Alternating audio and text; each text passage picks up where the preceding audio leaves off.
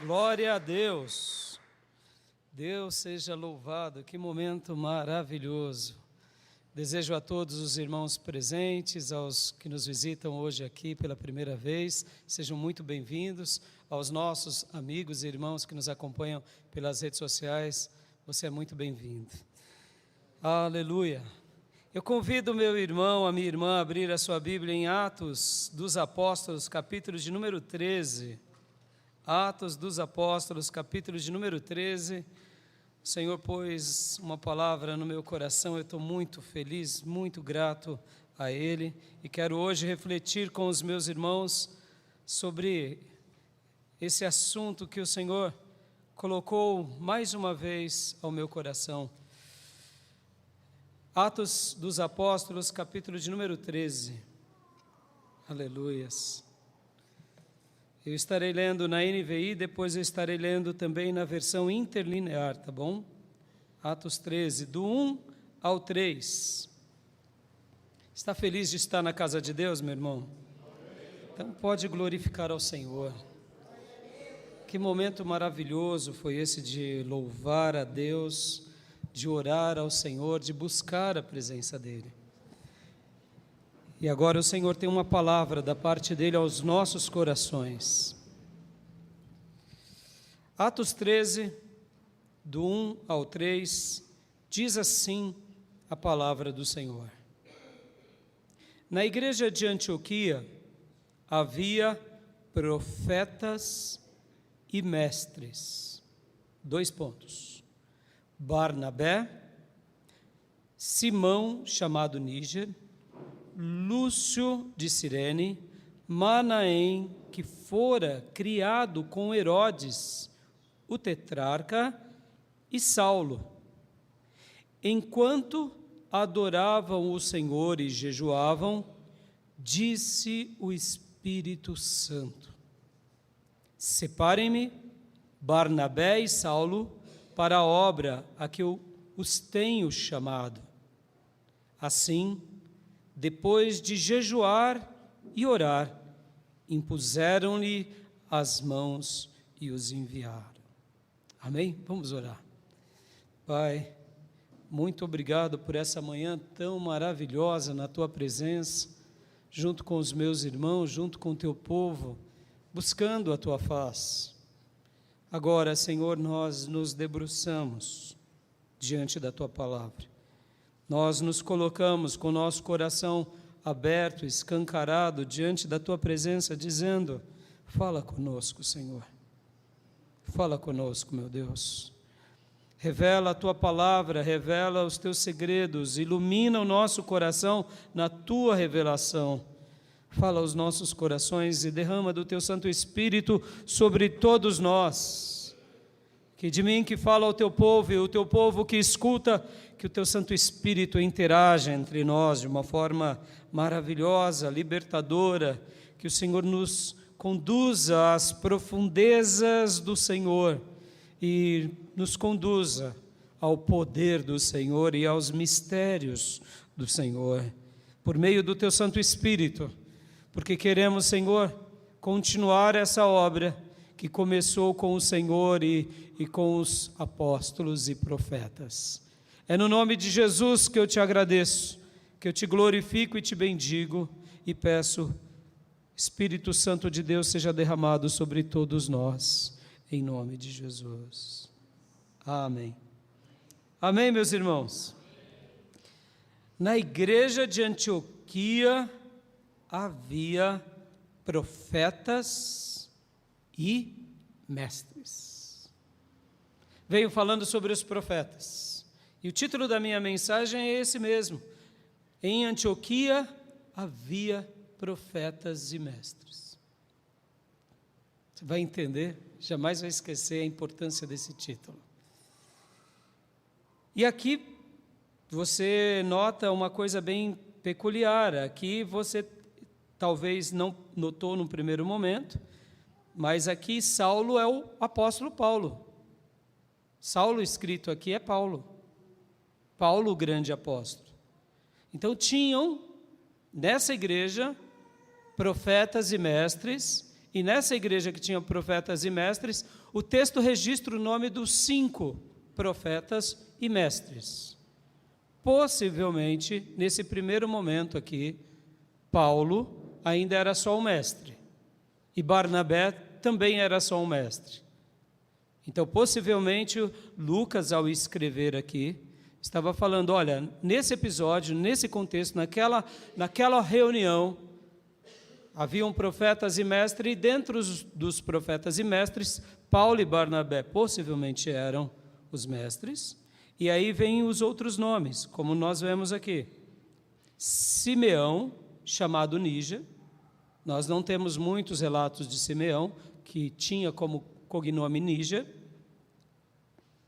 Lúcio de Cirene, não se tem muitos registros de Lúcio de Cirene.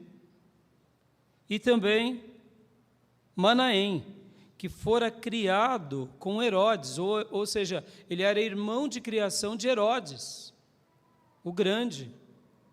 Herodes, pastor, a família herodiana. A família herodiana era uma família muito poderosa nos dias da Bíblia. Lembram-se daquele episódio que quando Jesus nasce, os magos vão até Jerusalém? Ali era Herodes o Grande. A Bíblia sempre vai mencionar Herodes como um nome, praticamente como um título. A família herodiana era uma família poderosa. Herodes o Grande, e depois vem os outros Herodes, que eram Herodes, aí Filipe, Herodes, são vários Herodes, mas era uma família poderosíssima. Então aqui também está registrando que um parente de Herodes, o Grande, ou melhor, da linhagem dele, estava lá nessa igreja, era convertido. E possivelmente agora ele era também um dos profetas. Olha que coisa linda, você pode dar glória a Deus, meu irmão? E hoje, enquanto eu refleti essa semana, e Deus colocou isso no meu coração, eu quero trabalhar sobre isso, porque essa igreja recém-criada, ela é uma igreja especial nas mãos de Deus. Havia 2 igrejas nesses dias, 2. A igreja de Jerusalém, onde era o quartel-general, que agora estavam os apóstolos, e havia outras igrejas que se formaram logo na sequência. Deixa eu dar um contexto aqui para você se familiarizar. Jesus tinha morrido, Jesus tinha ressuscitado, Jesus ficou 40 dias pregando e aparecendo entre os discípulos e apóstolos, e no 40º dia Jesus é elevado aos céus. Passam-se mais 10 dias, o Espírito Santo vem sobre a igreja, é o dia de Pentecostes, o 50º dia ou dia da colheita. E aí o Espírito Santo é derramado entre os apóstolos e os cristãos. Um grupo de 120 irmãos se reuniam no cenáculo e vem o poder de Deus sobre eles. Eles recebem o poder de Deus, falam em várias línguas que eram línguas e idiomas daqueles dias, e uma multidão se converte. Pedro prega e 3.000 vidas se rendem a Cristo. Aleluias. Pouco tempo depois, o número de discípulos chegou a 5.000 almas. E agora, tanto os líderes religiosos quanto os poderosos começam a ficar inquietos por causa desse grupo que não para de crescer. E qual era a grande dúvida? Matamos o líder deles e agora eles não param de crescer. Penduramos ele na cruz, mas esses discípulos estão dizendo que ele ressuscitou e esses discípulos estão dispostos a morrer por causa desse tal de Jesus. E aí uma perseguição enorme começa na igreja primitiva, uma perseguição enorme. E por causa dessa perseguição enorme, muitos crentes fogem. E por causa que eles fogem, eles chegam em Antioquia, na Síria. Sabe essa Síria que hoje nos nossos noticiários, a gente vê tantas notícias? Alguns anos atrás, nós vimos uma guerra civil sendo estabelecida lá, que até hoje ainda estão em embates, e uma quantidade enorme de pessoas fugiram da Síria. Essa mesma Síria, essa Síria atual, a norte de Israel. E o que acontece? O evangelho chega em Antioquia da Síria. E agora, essa igreja é uma igreja fervorosa, é uma igreja piedosa, é uma igreja que buscava a Deus em oração, é uma igreja realmente muito, mas muito abençoada. E eu quero ler com vocês agora, Atos dos Apóstolos, capítulo de número 11, versículo de número 19 em diante, só para vocês terem uma ideia.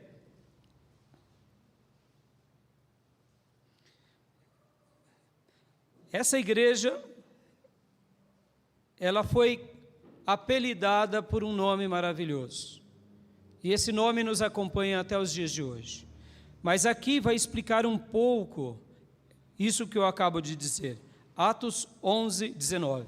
Os que tinham sido dispersos por causa da perseguição desencadeada com a morte de Estevão, chegaram até a Fenícia, Chipre e Antioquia, anunciando a mensagem apenas aos judeus. Perseguição, ou seja, houve uma perseguição, matam Estevão, é o primeiro mártir, os crentes estão sendo perseguidos, eles fogem, eles simplesmente fogem, e aí eles chegam em muitas cidades. Lembram do domingo passado, que nós falamos sobre uma bem-aventurança dramática, tempestuosa e conflitante?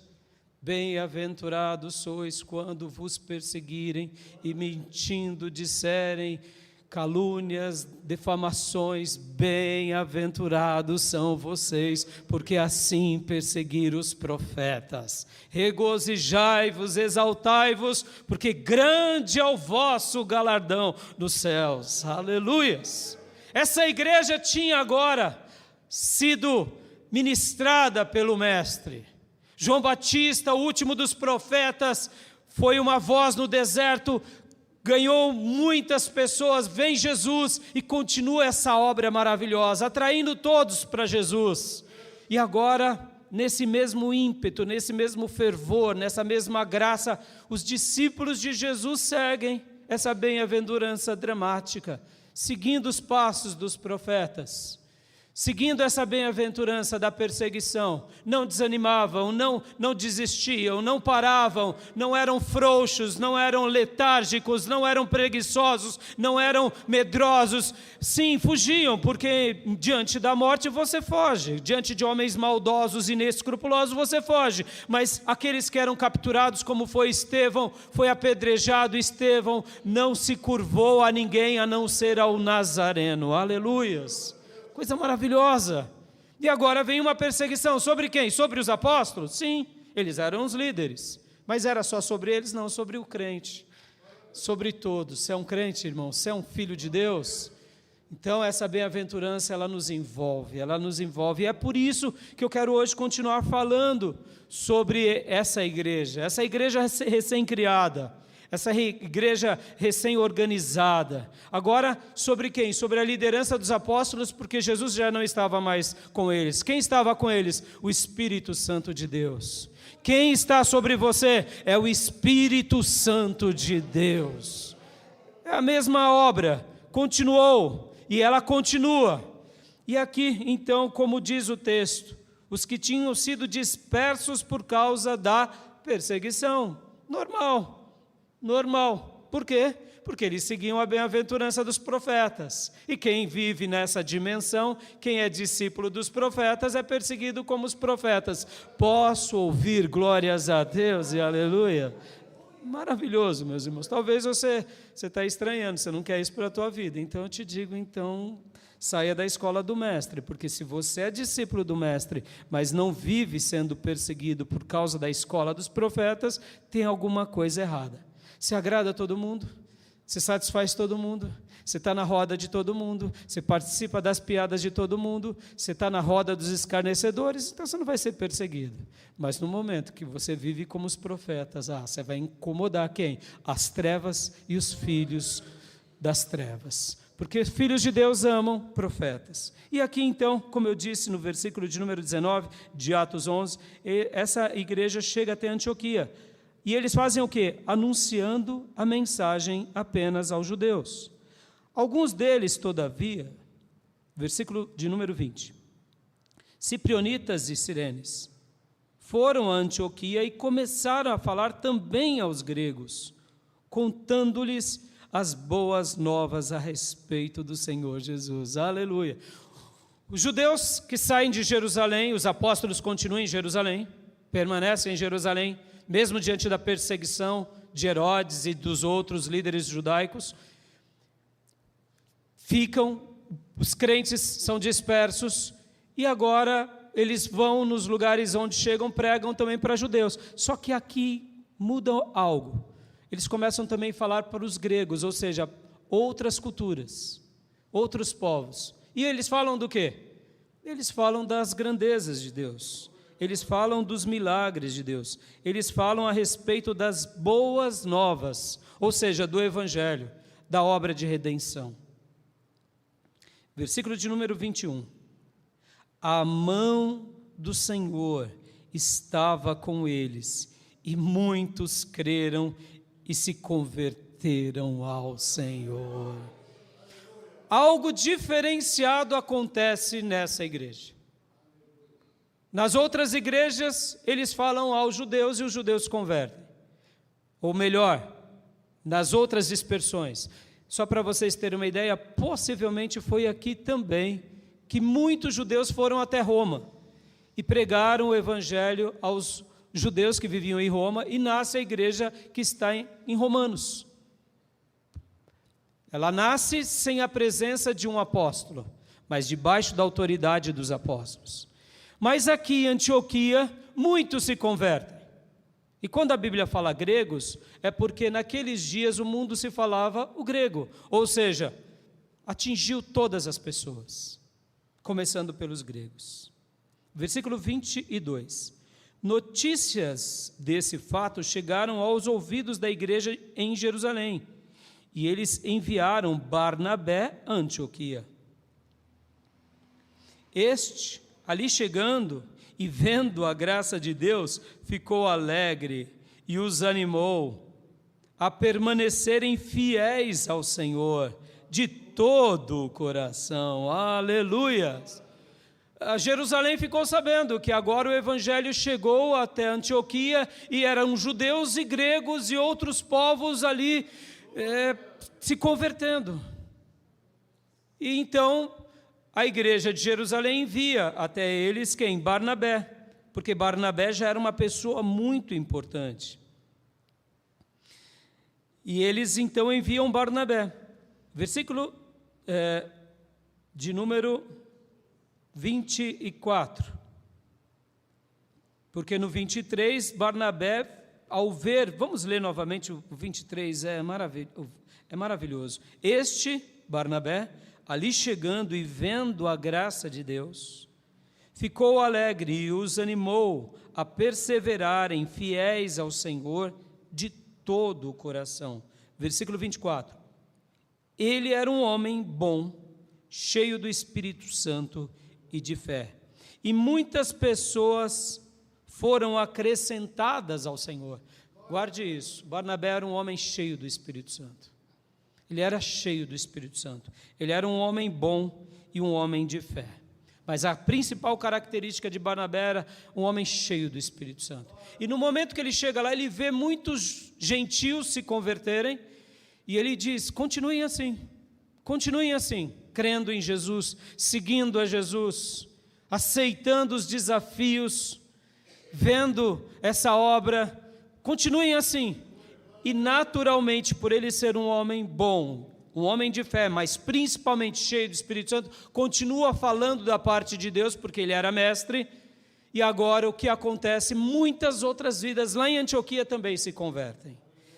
Versículo de número 25. Então Barnabé foi a Tarso procurar Saulo, e quando o encontrou, levou-o para Antioquia. Assim, durante um ano inteiro, Barnabé e Saulo se reuniram com a igreja e ensinaram a muitos.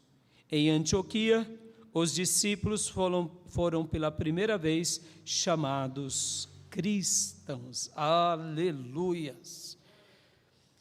Paulo, nesses dias, estava em Tarso, uma cidade próxima. E ali, então, Paulo foi, ou melhor, Barnabé foi atrás de Paulo. Para quê? Para chamá-lo para falar ali àquela igreja. Lembra o que eu acabei de dizer? Que Barnabé era cheio do Espírito Santo. E ele foi buscar um homem especial, que tinha acabado de se converter. Talvez você, ao ler Atos dos Apóstolos, estamos lendo hoje aqui Atos 11 e 13, passamos apenas 13 capítulos, não nos apercebemos aos anos. Depois que Paulo se converte, ele vai para o deserto da Arábia. E lá no deserto da Arábia, ele é ensinado pelo Senhor ressurreto. Jesus se revela a Paulo. Assim como Jesus se revelou a Paulo na estrada de Damasco, depois da conversão, ele foge dos judeus, e Paulo, logo na sequência, é levado, como ele mesmo diz lá em Gálatas, ele é levado para o deserto da Arábia, e lá no deserto da Arábia ele fica sendo ensinado pelo próprio Senhor. Aleluias! E agora ele estava, então, nessa região que eu acabo de mencionar, e Barnabé vai e busca ele. E quantos anos se dá entre a conversão de Saulo, capítulo 9, até esse episódio, capítulo 11, 12 e 13? Por volta de 10 a 13 anos, ou seja, Paulo não se converteu hoje e começou a fazer a obra amanhã.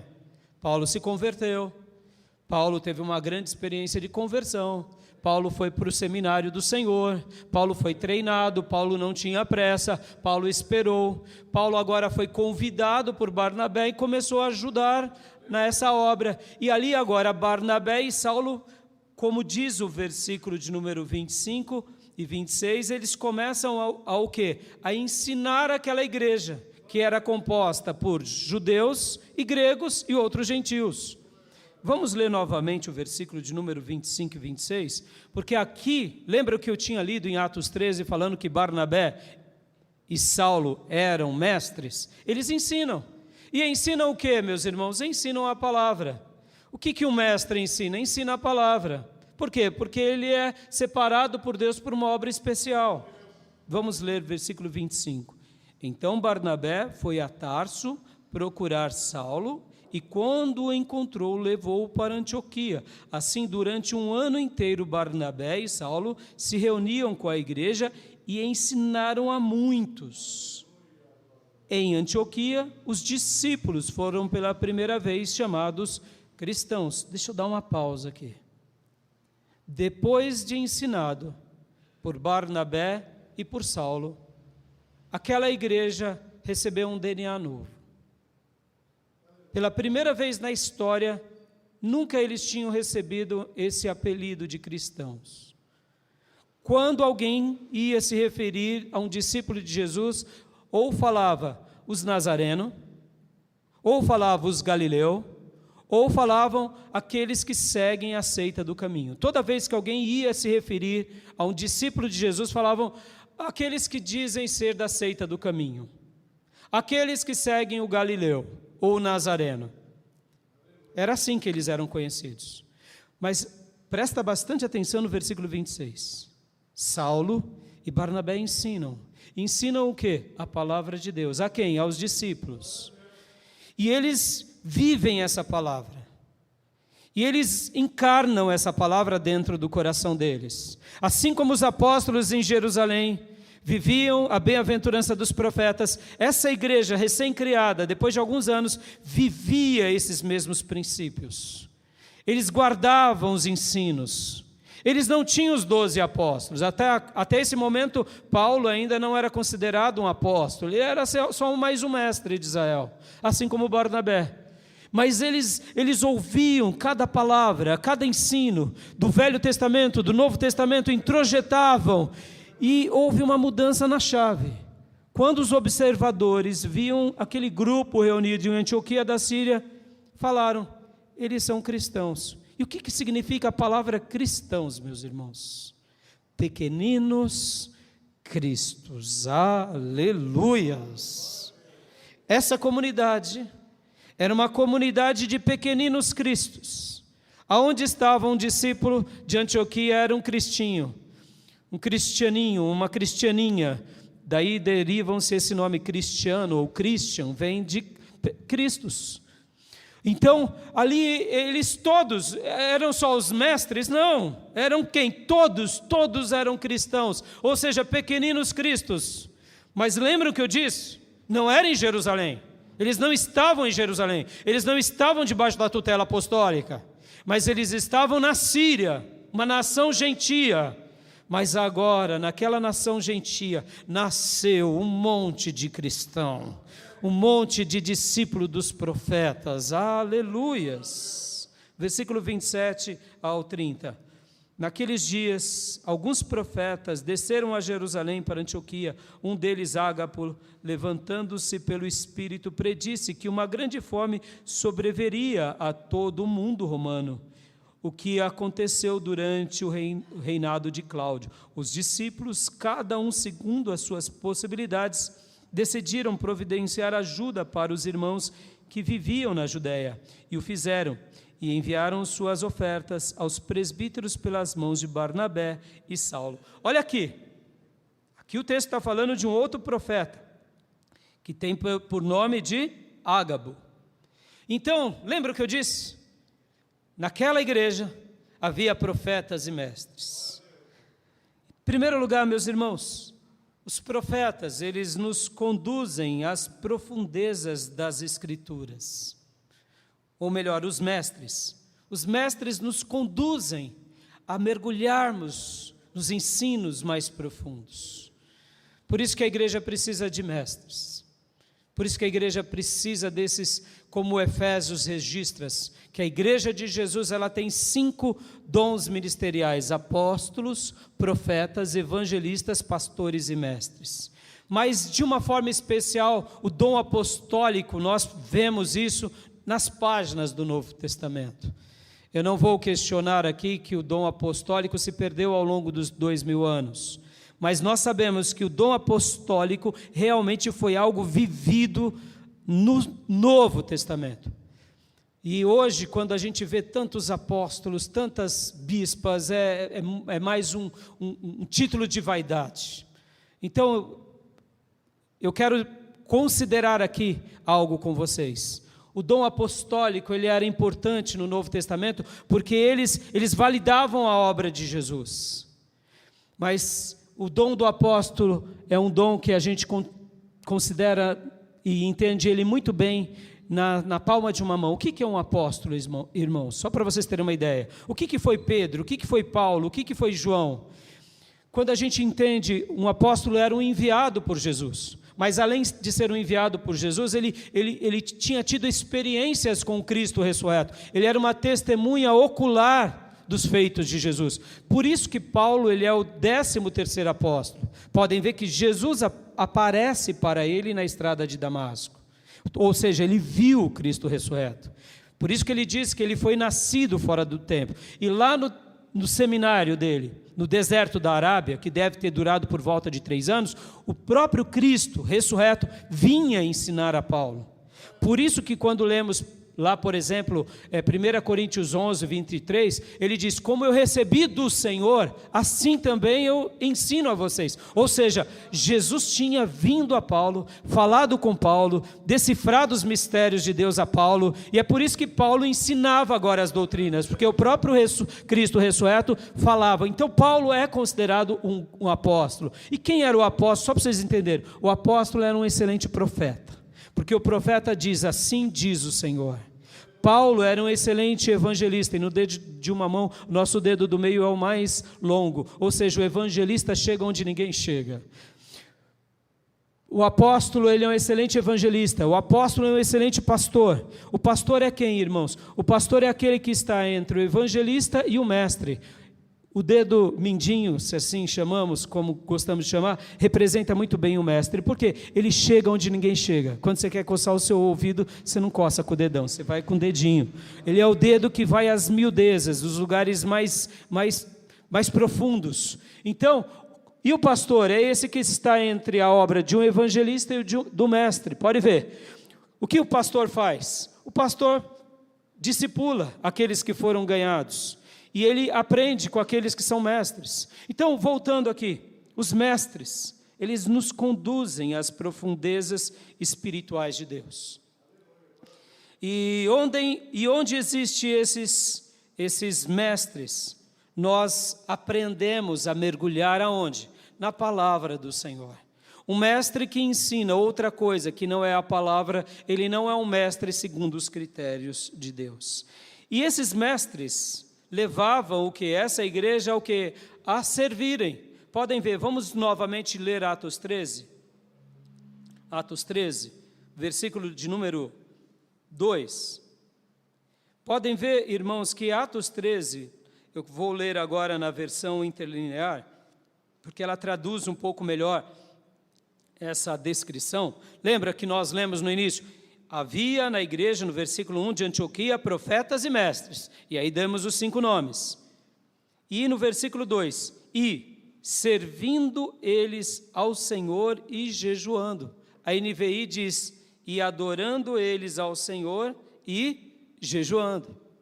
Guarda isso. Os mestres nos ensinam a servirmos a Deus. Se você realmente foi treinado debaixo dos ensinos dos mestres, você vai servir ao Senhor. E por que a NVI traduz, e adorando ao Senhor, como diz aqui na NVI, enquanto adoravam o Senhor? Ué, pastor, por que a NVI traduz, enquanto adoravam o Senhor e jejuavam, e na maioria das versões diz, e servindo eles ao Senhor? Por que essa diferença? Porque quem serve verdadeiramente ao Senhor o adora. Quem realmente faz a obra do Senhor, realmente o adora. Quem realmente serve ao Senhor está adorando a Deus com o seu dom. Eu te pergunto hoje aqui, você está firmado na doutrina dos apóstolos e dos profetas? Talvez você diga, sim, eu estou. Mas vem cá, você está servindo ao Senhor? Você está fazendo a obra do Senhor? Ah, não? Então, de fato, você diz que está firmado nas obras dos profetas, mas não está. Porque quem está firmado nas obras dos profetas e firmado nos ensinos apostólicos e nos ensinos dos profetas, serve ao Senhor, faz a obra do Senhor, na igreja e fora da igreja. Porque foi assim que essa igreja era estabelecida. Lembra que Barnabé e Saulo começam a ensinar. E ensinar para quê, irmãos? Só para a gente conhecer mais? Não, meus irmãos, a gente conhece, aprende para arregaçar as mangas e servir. Lembra que assim era a escola dos profetas. Vinha Elias, vinha Eliseu, dava uma palavra e diziam, sigam-me. Veio João Batista e disse, arrependam-se. E o que eles faziam?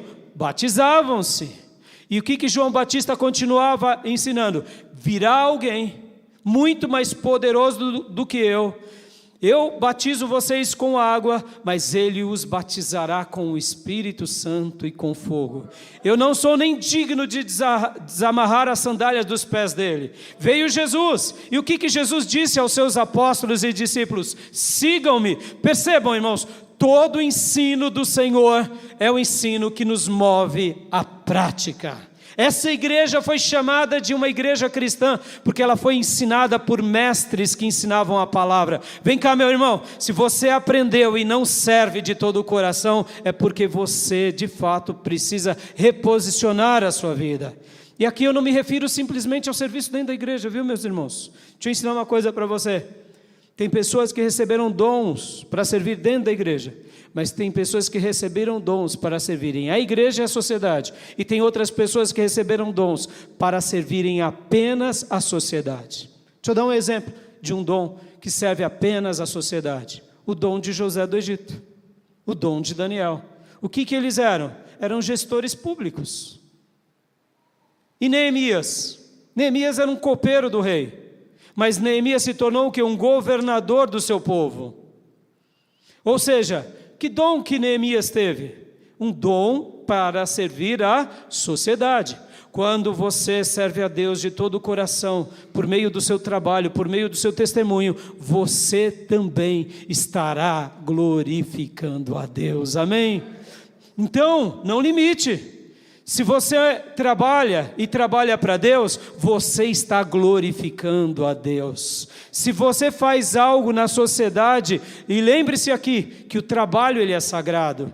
Quando eu entendo que o meu papel é seguir a Jesus aonde quer que eu estou, no que quer que eu faça, eu estou glorificando a Deus por meio do dom e do talento que Ele me deu. Em segundo lugar, então os mestres nos ensinam isso, eles nos ensinam para quê? Para que a gente pratique. E para eu ir para o meu segundo ponto, deixa eu ser enfático aqui, meus irmãos, deixa eu ser muito enfático aqui. Você tem servido a Deus de verdade? Você tem dado testemunho de Jesus onde quer que você trabalha? Ou você é só um cristão nominal? Um cristão só da boca para fora? Um cristão que ninguém sabe que você é cristão? Porque ninguém pode saber que você é cristão, porque se souberem, vão ficar escandalizados, porque você faz as coisas que os ímpios fazem. Você é realmente alguém que tem dado um testemunho lindo para Deus. Se você tem dado esse testemunho lindo, louvado seja o nome do Senhor. Você está sendo um pequenino Cristo na escola, na loja, no mercado financeiro, no hospital, entre os administradores públicos, entre as pessoas, mesmo quando você está fazendo algo simples, você está sendo um pequenino Cristo. Em outras palavras, você está salgando muitas vidas, você está levando a luz de Deus para muitas vidas. Segundo lugar, essa igreja ela tinha profetas e mestres. E agora eu quero destacar a obra dos profetas, porque assim como os mestres nos conduzem às profundezas espirituais de Deus, nos conduzem às gramas de Deus, o que os mestres nos levam? Os mestres nos levam a viver o sobrenatural de Deus. Aliás, os profetas nos levam a viver o sobrenatural de Deus. Ou seja, os profetas nos levam a viver os verdadeiros milagres de Deus. Talvez você diga assim, pastor, eu não estou vendo nenhum milagre aqui. Qual foi o milagre? Vamos ler de novo, Atos 13, tem um milagre aqui maravilhoso, maravilhoso, maravilhoso, meus irmãos. Está tendo vários milagres aqui, eu quero que você se atenha a tudo isso. Versículo 2 de Atos 13, enquanto adoravam o Senhor e jejuavam, disse o Espírito Santo, separem-me Barnabé e Saulo para a obra que os tenho chamado. Assim, depois de jejuar e orar, impuseram-lhe as mãos e os enviaram. Pastor, onde está o milagre aqui? Não estou vendo nenhum paralítico andar. Não estou vendo nenhum cego enxergar, nenhum mudo falar, nenhum leproso ser purificado. Não estou vendo nenhum morto ressuscitar. Você vai ver agora.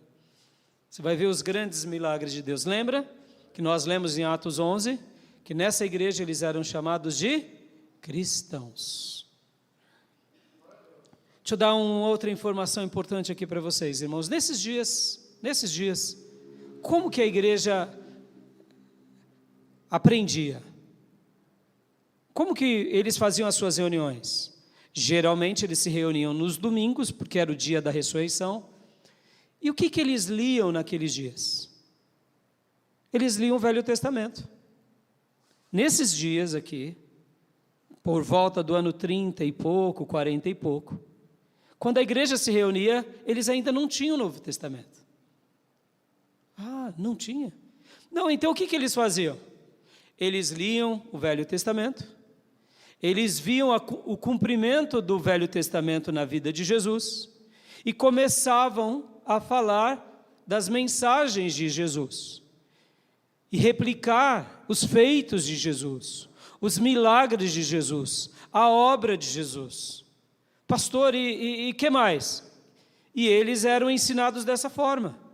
Então a igreja do Novo Testamento não é uma igreja onde já logo de cara Jesus morre, o Espírito Santo é derramado, e ali já os 27 livros do Novo Testamento nascem. Pá! Apareceu, um anjo trouxe. Gabriel trouxe para os 12 apóstolos. Não, não foi assim. Eles continuavam proclamando a mensagem do Evangelho, a obra de Deus. Que obra foi essa? Jesus veio. Jesus nasceu, Jesus realizou 3 anos de ministério maravilhosos, Ele realizou curas, salvou pessoas, libertou pessoas dos demônios, ressuscitou mortos, Ele morreu no nosso lugar, Ele ressuscitou ao 3º dia, Ele foi elevado aos céus, o Espírito Santo de Deus veio até nós, e aqui estamos, e eles ficavam replicando essa mensagem. E os apóstolos, agora você entende a importância desses 13 apóstolos.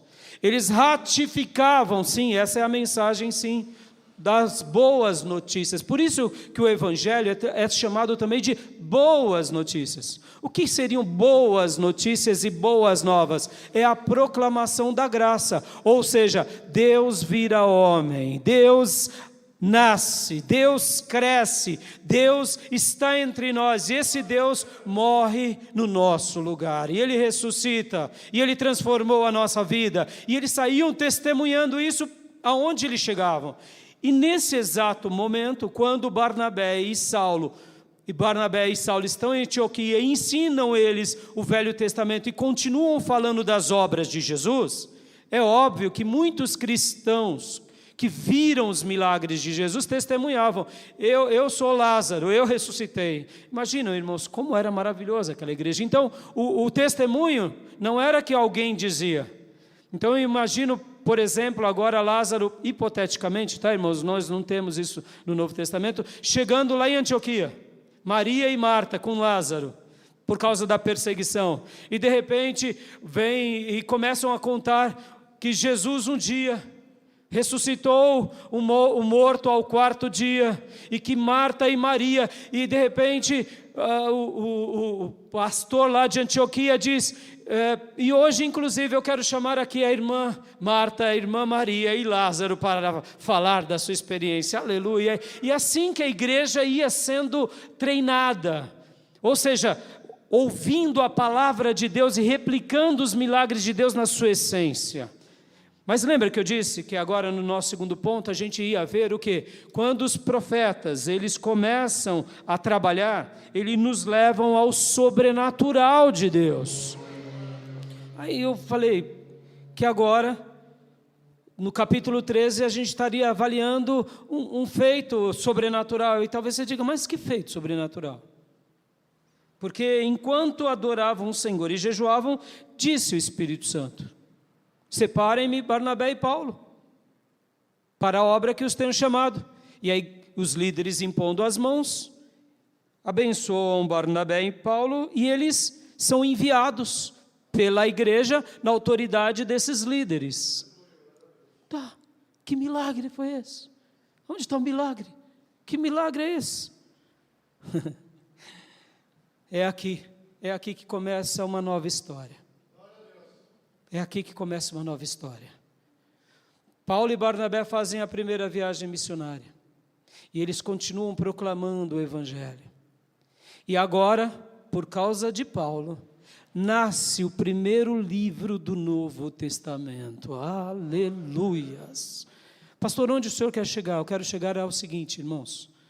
Presta bastante atenção. Quando você tem a sua Bíblia e você acaba ali o livro de Malaquias, aqueles livros do Velho Testamento. E quando você começa Mateus, nesse momento Paulo e Barnabé foram enviados, ainda não tinha o Novo Testamento.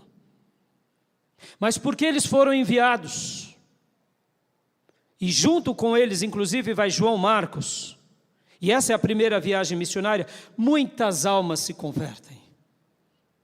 E Paulo e Barnabé voltam da sua primeira viagem missionária depois de um longo período. Prestam relatório. Depois, Paulo e Silas fazem a sua segunda viagem missionária e vão para um lado. Barnabé e João Marcos vão para outro lado. Então, com as viagens missionárias, agora o próprio Espírito Santo de Deus começa a ganhar milhares de pessoas em todo aquele mundo. É esse um dos grandes milagres. O quê? Ganhar vidas para Deus, vidas que se tornam cristãos, verdadeiros pequeninos Cristo, aonde quer que essa mensagem chegasse. E o segundo grande milagre é: o Novo Testamento começa a ser escrito. E os especialistas e os teólogos dizem que o primeiro livro a ser escrito foi Tessalonicenses, 1 Tessalonicenses. Há uma discussão teológica, mas vamos partir do pressuposto que foi essa primeira carta a ser escrito. E dos evangelhos, pastor, qual foi o primeiro evangelho a ser escrito? Lembra que eu disse que Paulo e Silas vão para um lado e depois Barnabé e João Marcos vão para o outro lado? Agora João Marcos escreve o evangelho de Marcos. E aí nascem então essas duas cartas. E essas duas cartas eram lidas como revelação de Deus naquela igreja recém-criada. E aí talvez você diga assim: mas e aí, pastor? E Paulo continua fazendo a sua segunda viagem missionária, faz a terceira viagem missionária, e ele ganha mais um discípulo. Quem? Lucas, que era um médico, que era de descendência grega. E Lucas agora, depois de ter se tornado discípulo de Paulo e treinado por Paulo, ele escreve o evangelho de Lucas.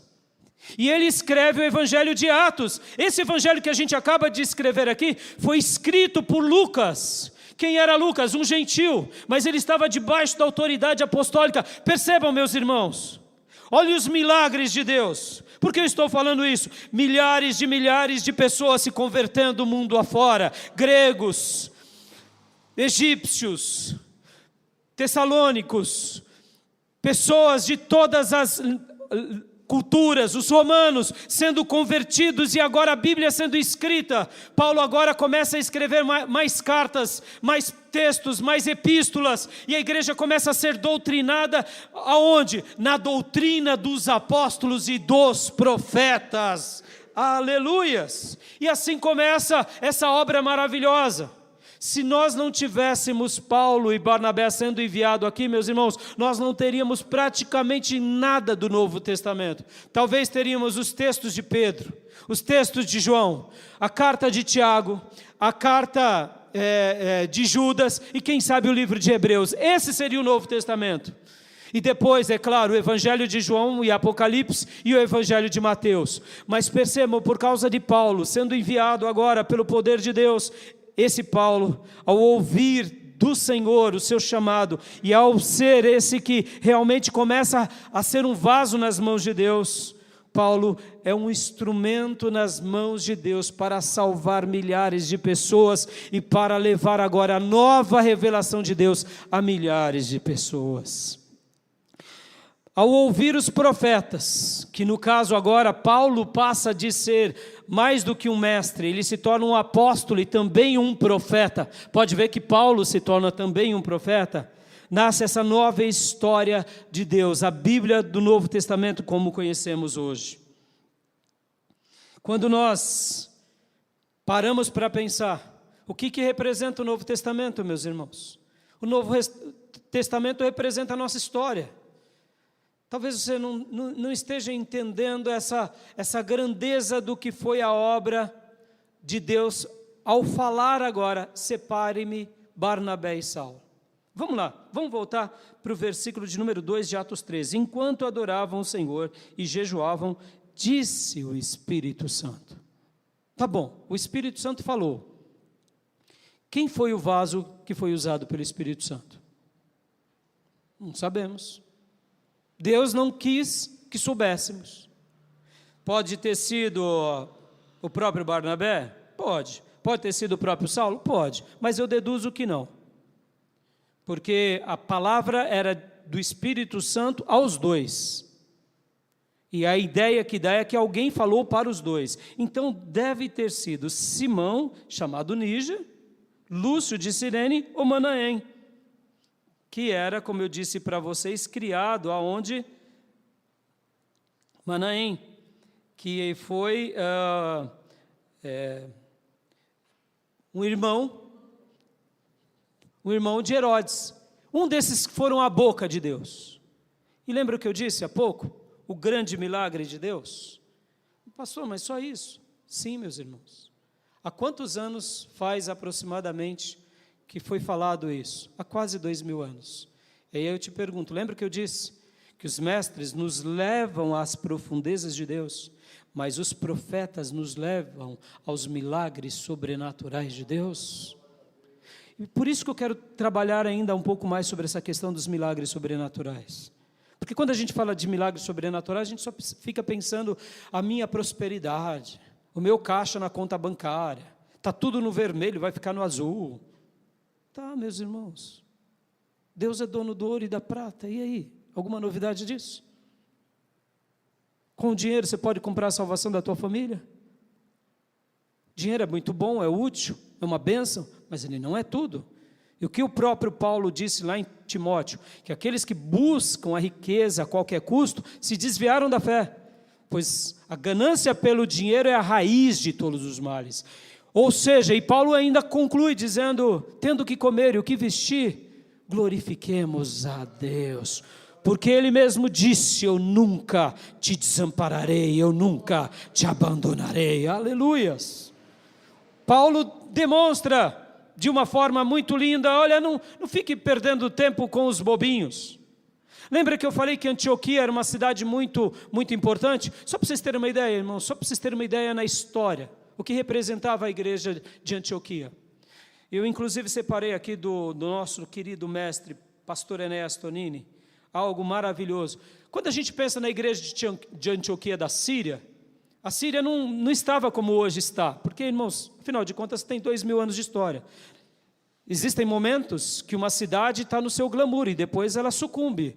Nesses dias apostólicos, essa igreja de Antioquia da Síria, não Antioquia da Pisídia, porque haviam várias Antioquias nos dias bíblicos, era uma cidade poderosíssima. Só para vocês terem uma ideia, essa cidade ela nasce por volta do ano 300. E ela recebe esse nome por causa de Antíoco, que foi fundada por Seleuco Nicanor, por volta do ano 300. E o que era essa cidade nos dias bíblicos?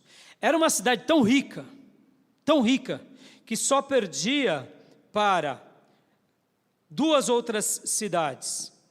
Ela era uma cidade portuária. E ela, olha só o que se diz aqui o nosso querido mestre saudoso Enéas Tonini. Esta fora a mais famosa e mais importante das 16 Antioquias, existente quase todas no Oriente Médio. E ainda aqui o nosso querido pastor diz, ela se tornou um esplendor, glória e riqueza, a terceira cidade do mundo, ultrapassada apenas por Roma e Alexandria. Essa cidade, que esses cristãos estão lá reunidos, que vai crescendo o número de cristãos, eles eram riquíssimos. A terceira maior cidade do mundo, daqueles dias que perdia apenas para Roma e Alexandria. E olha só uma coisa interessante, à luz do sol, os monumentos e os edifícios feitos ou revestidos de mármore branco, trazido da Anatólia, brilhavam, deslumbrando os visitantes. Era realmente um esplendor de beleza. Muitas ruas em Antioquia eram pavimentadas com mármore branco.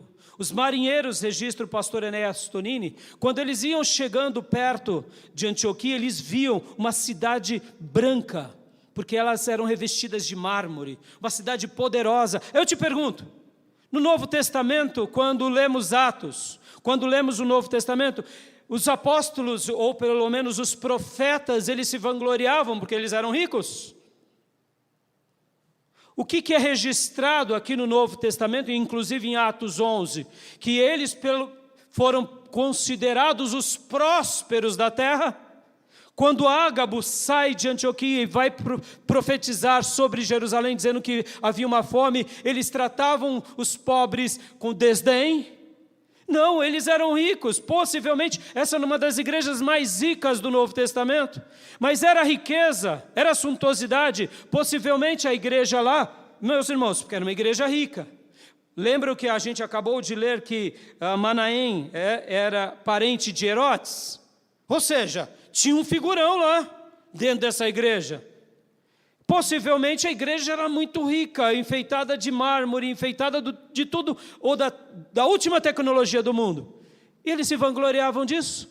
O que Deus fez por meio de Barnabé e Saulo? Aquela igreja não foi considerada uma igreja próspera, uma igreja suntuosa, uma igreja bela, tecnológica, uma igreja, mas eles foram considerados o quê? Cristãos, apenas pequenos Cristo. Era isso que destacava naquela igreja. Era isso. Não tinha culto à personalidade. O Espírito Santo agora fala por alguém. O Espírito Santo usa um profeta, que possivelmente é um desses 3 menos de Paulo. E o que acontece com eles, meus irmãos? Eles pegam agora, empossam as mãos sobre Paulo e Barnabé e o enviam. Talvez, mais uma vez eu quero ser enfático. Pastor, aonde está o milagre? O milagre está aí do teu lado, meu irmão. Do teu lado, minha irmã. Olha para o irmão que está do teu lado, porque o Evangelho chegou até nós depois de 2000 anos. O que é isso senão o maior milagre de Deus da história? E essa palavra continua sendo a palavra apostólica depois de 2000 anos. Quando os profetas falam, os milagres de Deus se perpetuam. Isso é muito maior do que cego ver, mudo falar, surdo ouvir. Todas essas demais coisas que Deus faz são os presentinhos de Deus, inclusive a prosperidade. Mas você se tornar um cristão, e essa palavra, depois de 2000 anos, ela continuar sendo amada, ela continuar sendo obedecida, ela continuar sendo guardada, por quê? Porque nós estamos fundamentados na doutrina dos apóstolos e dos profetas. Aleluia. E para eu concluir, meus irmãos, para eu concluir, porque qual que é a prática agora, para a gente pôr na prática? Lembra que semana passada eu falei da bem-aventurança dos profetas? Lembra disso? Meus irmãos, nós precisamos encarnar essa realidade. Ser um discípulo de Jesus é participar dessa escola, desse profeta chamado Jesus, que começa ali com João Batista, o último dos profetas, e vem com Jesus.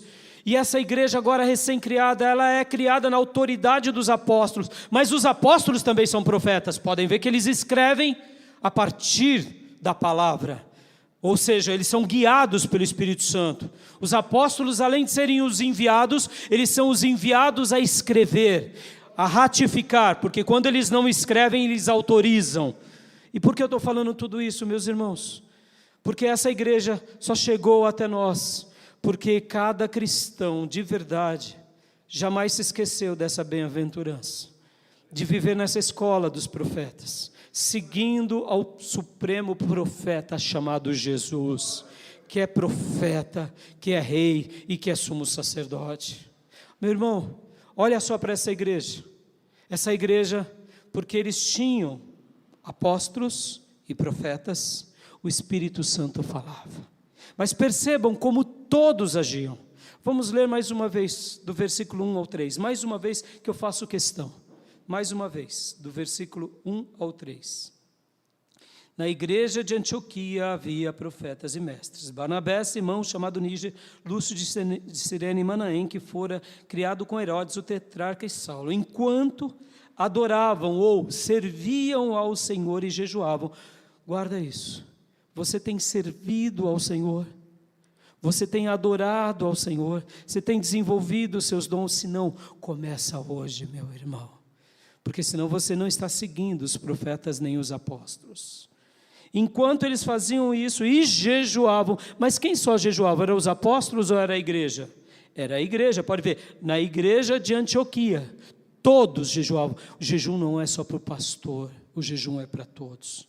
Enquanto eles adoravam o Senhor, serviam ao Senhor, disse o Espírito Santo, vem cá meus irmãos, guarde, olhos de vocês nos meus olhos, quanto mais fiel formos ao Senhor, orando, jejuando, adorando e servindo, o Espírito Santo de Deus vai falar. Tem muita gente que fica dizendo, Deus me disse, pastor, Deus falou comigo, pastor, mas o irmão está no pecado, o irmão está na mentira, o irmão está no erro, está na falha. Aí eu quero te dizer, será que falou mesmo? Porque, meus irmãos, quando o Espírito Santo fala, tudo muda. Quando o Espírito Santo fala, o diabo bate em retirada. Quando o Espírito Santo fala, a nova criatura surge, o novo nascimento acontece, as atitudes são validadas, porque quando o Espírito Santo de Deus fala, é diferente. Tem muita papagaiada, Deus está dizendo isso, Deus está dizendo aquilo, Deus está falando acolá, e a pessoa no erro, no pecado.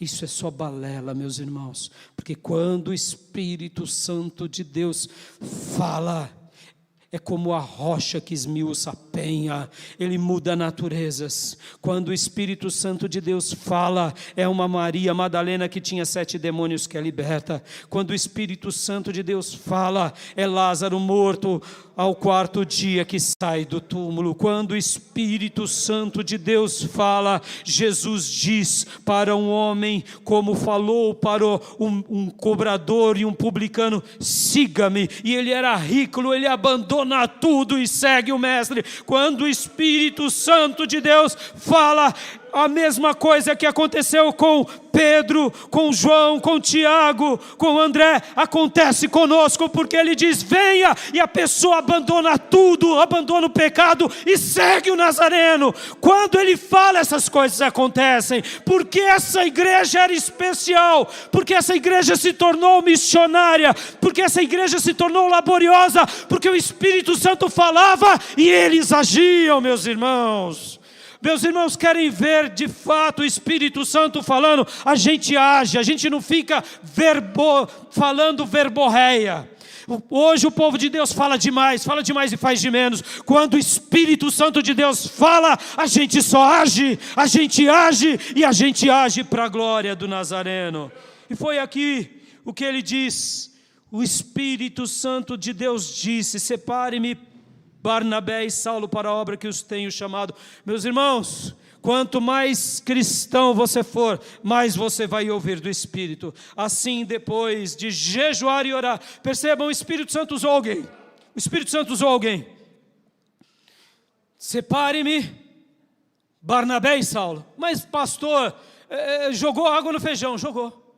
Lembra que Barnabé sai de Jerusalém para verificar a obra que estava acontecendo em Antioquia. Chega lá e fala, glória a Deus, que a graça de Deus continue sobre vocês, permaneçam no Senhor. E Barnabé fica ali ensinando eles e muitas vidas se convertem. Barnabé vai até Tarso, acha Paulo, não tinha WhatsApp, tá? Paulo, vamos fazer aqui uma videochamada? Quanto tempo durou a busca de Barnabé por Saulo? Não sei. Meus irmãos, hoje você manda uma mensagem de redes sociais, alguns anos atrás você mandava um telex, um tempo antes atrás você mandava um sinal, mas e antes? Antes era carta, e a carta demorava meses, ou senão você tinha que ir atrás da pessoa, e você chegava lá no lugar, a pessoa já não estava lá, mas estava em outro lugar. Barnabé sai, vai até Tarso e acha Paulo. Passa-se um tempo, eles vão agora e estão lá agora ensinando por mais de 1 ano e pouco. E agora a igreja está crescendo, está tudo direitinho. Quem está treinando essa igreja? Barnabé e Saulo. E o que Deus faz? Deus envia os melhores e não os piores. Deus envia os seus melhores, e agora alguém que não quis se mostrar, ou que Deus não permitiu, para que talvez não fosse, eu deduzo, viu meus irmãos, eu deduzo que aqui possivelmente deve ter sido um desses outros 3, ele no dia que Lucas escreveu, possivelmente o Espírito Santo quis deixar assim no anonimato, porque é assim que o Espírito Santo gosta de trabalhar. Nós não precisamos saber quem é a boca de Deus. O importante é saber que quando Deus fala, algo sobrenatural acontece e é para a glória dele. Percebam como que a gente é pequeno. Quem foi o vaso? Quem foi a bênção? Quem foi o instrumento que separou Paulo e Barnabé? Não importa, meus irmãos. O importa é que o Espírito Santo falou e que esses 2 homens obedeceram. E eles agora, olha só, presta bastante atenção nisso. Isso é magnífico. Isso acontece, a igreja fica assim, jogaram água no nosso feijão, vão agora nossos 2 melhores para onde? Vão para as feras, vão pregar no mundo, e agora o que vai acontecer deles? A história estava aberta, até aquele momento não sabíamos se eles iam morrer, até aquele momento não sabia se eles iam perecer. A mesma coisa que aconteceu com Estevão, com o apóstolo Tiago, porque Tiago foi morto ao fio da espada por Herodes, um parente desse homem. Ou seja, e agora, o que vai acontecer com os nossos melhores 2 líderes? Não se preocupe, meu irmão, porque quando o Espírito Santo de Deus fala, mesmo que eles morram, o fruto deles não morre, porque é Deus trabalhando entre nós. E agora essa igreja, mais uma vez, o que eles fazem depois que o Espírito Santo fala? O irmão tal que é profeta disse, separe-me, Paulo e Barnabé. O versículo de número 3 diz, assim, depois de jejuar e orar, eles puseram as mãos e os enviam. Guarda mais esse minuto aqui, olha que interessante. Olha que maravilhoso. Deus não usou o profeta? Deus usou o profeta. E aí? Vamos embora, Paulo. Vão embora, Barnabé. Não, agora eles regam essa obra do Espírito Santo com jejuns e oração. Você consegue fazer muitos jejuns num único dia? Não. Quanto tempo durou entre a profecia e a saída? Nós não sabemos, mas eu deduzo que pelo menos algumas semanas. Por quê? Porque a igreja agora unida, a igreja agora alinhada, junto com os líderes, com os pastores e mestres, e agora então, essa igreja, elas pegam e fazem o quê? Elas pegam esses 2 irmãos e oram e jejuam, para quê? Para pedir a bênção desse mesmo Espírito Santo de Deus. Por que eu estou falando isso? Mais um milagre aqui, meus irmãos. Deus fala e o povo não fica com medo de perder o melhor. Deus fala e eles enviam o melhor. E quando o melhor vai, eles não ficam assim, tá bom, né? Vão, né? Deixa eles ir sozinhos. Eles continuam unidos, como? Orando, jejuando, se consagrando. Por quê? Porque agora eles estão indo debaixo da autoridade dessa igreja. E Paulo e Barnabé não vão como chefões, eles vão como servos. E eles saem. E aqui estamos para a glória de Deus, depois de quase 2000 anos. Quando os mestres de Deus nos falam, nós aprendemos as profundezas sagradas. Quando os profetas de Deus falam, nós entendemos o sobrenatural dos céus. Que a mensagem dos profetas e mestres e dos apóstolos continuem queimando nos nossos corações. Eu deixo essa palavra ao coração dos meus irmãos e quero orar para que nós continuemos essa obra tão linda, começada pelos apóstolos e profetas. Aleluias. Pai, muito obrigado, Deus, por essa mensagem, Senhor. Muito obrigado, Deus, por esse texto tão lindo e por essa reflexão da parte do Senhor ao nosso coração. Senhor, que essa obra que começou contigo, papai, contigo, Jesus, e que deu consequência aos apóstolos e profetas do Novo Testamento, essa igreja missionária de Antioquia da Síria, ó Deus, que continuemos na mesma essência, na mesma virtude, nos mesmos ideais.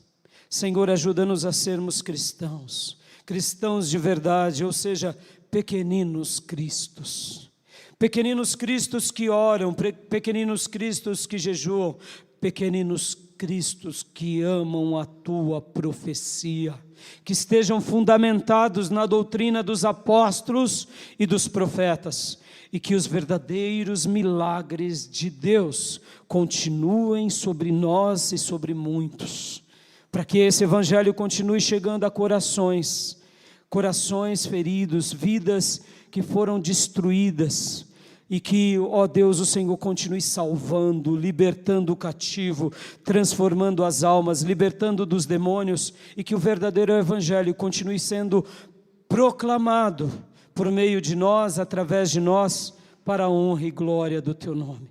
E que nós, Senhor, assim como Antioquia da Síria não era lembrado pela sua suntuosidade, por ser a terceira maior cidade do Império Romano, mas sim porque ali haviam cristãos, pequeninos cristos. Que assim sejamos, Senhor.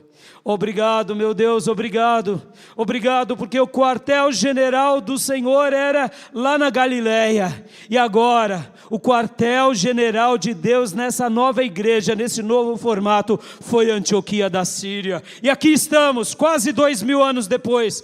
Por quê? Porque o Senhor reescreveu a história. Obrigado, meu Deus, porque quando nós meditamos nos ensinos, ó Deus dos mestres, nós nos aprofundamos nos segredos e nas profundidades de Deus. E quando nós ouvimos a mensagem dos profetas, nós compreendemos melhor o que é o sobrenatural de Deus e os verdadeiros milagres do Senhor. Muito obrigado, Deus. Nos ajuda a viver apenas como cristãos. Apenas como uma igreja que ama Jesus, que serve a Jesus e que vive essas boas novas, aqui dentro da comunidade da fé e fora, onde quer que estejamos. Ajuda-nos a sermos pequeninos cristos. É assim que eu oro em nome de Jesus. Amém. E eu vou deixar para você durante essa semana um desafio. Pense sobre isso. Você tem caminhado como caminha aqui, essa igreja? Você tem seguido os passos dos mestres e dos profetas e apóstolos? Se não, repense essa semana. Ore. E o que o Espírito Santo de Deus falar ao seu coração, faça. Se Ele mostrar para você falhas, feiuras, peça perdão. Peça perdão. Peça perdão, diga: Senhor, me ajuda a viver como o Senhor deseja. Me ajuda a viver da forma que o Senhor espera. Só para você jamais se esquecer, Deus teve misericórdia de Maria Madalena. Deus teve misericórdia de Nicodemos, um líder religioso. Deus teve misericórdia da samaritana. Deus teve misericórdia de soldados romanos, porque não terá de nós. E se posicione. Por quê? Porque você entenderá os mistérios de Deus e você compreenderá o sobrenatural de Deus na tua vida. Sabe por quê? Porque depois que você se reposicionar, e eu, a cada dia mais, o Espírito Santo vai falar. E quando Ele falar, Ele vai escrever o que Ele bem desejar para cada um de nós. Amém? Eu deixo essa palavra ao seu coração, em nome de Jesus. Amém, meus irmãos? E que você possa guardar esse desafio e possa dizer: Senhor, me ajuda a fazer como eles, ser boca de Deus entre os meus. Mas antes de ser alguém que só fala, que a gente possa viver o puro evangelho. Amém? Quero dar a bênção apostólica. Que a graça do Senhor Jesus, que o amor de Deus Pai e as santas e eternas consolações do Espírito Santo de Deus estejam com todos vocês, agora e para sempre. Amém. Se alguém quer se entregar a Jesus ou se reconciliar com Deus, me procure no final desse culto ou nas redes sociais e eu estarei orando por cada um de vocês. Podem se abraçar, meus irmãos. Um excelente domingo. Está encerrado o nosso culto. Deus abençoe.